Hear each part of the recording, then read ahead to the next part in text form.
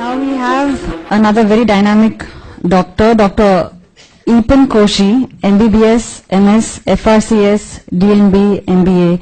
He is the HOD of Plastic and Craniofacial and Aesthetic Surgery in Neot Hospital, Chennai.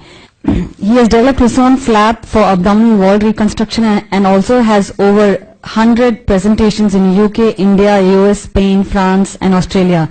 He's also run over 25 marathons. Let's please welcome Dr. Eapen Koshy for his presentation on Divinity through DXN. Good morning, DXN. Most respected Dr. Lim, Professor Vasupalia, Dr. Ratna, and the other dignitaries. This talk is really a sharing of my experience. I will start off with my running career, which is the sharing of my personal experience with DXN. I've been a runner all my life, ever since high school, and switched on to marathons in my 20s.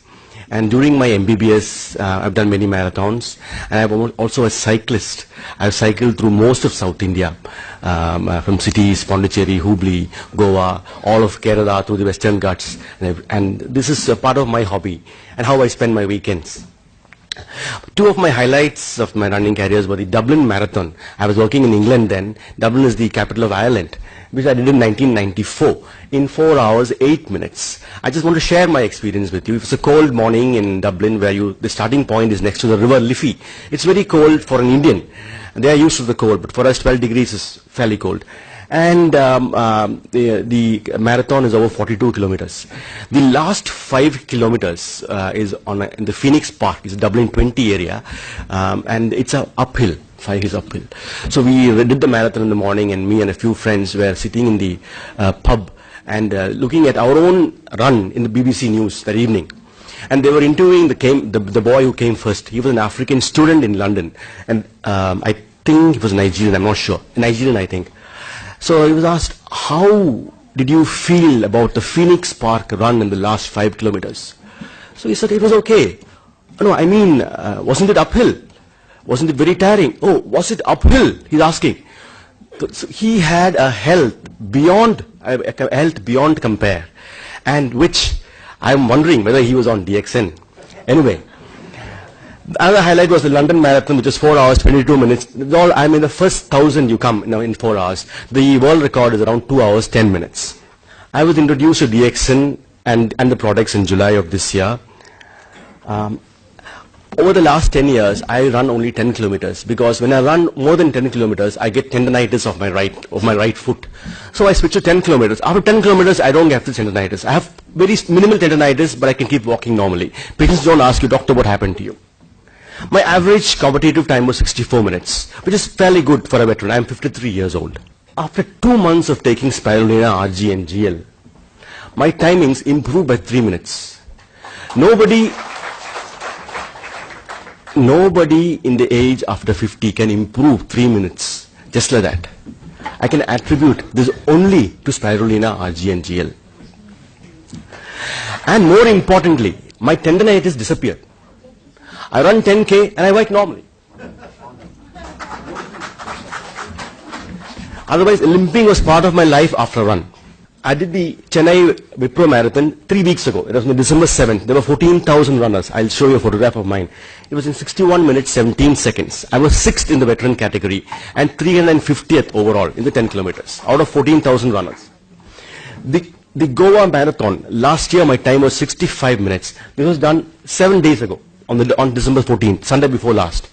There are 2 hills you climb in Goa Marathon, so your timing is always a bit lower than the others.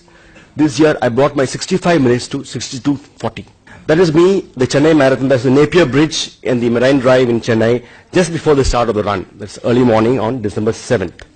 And that is me finishing about 20 meters to the finish point. I'm finishing 3 minutes more than my usual timings in the last 10 years.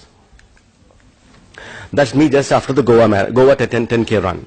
This is just sharing my experience. I want you all to run. Running is also divine, just like the DSN products.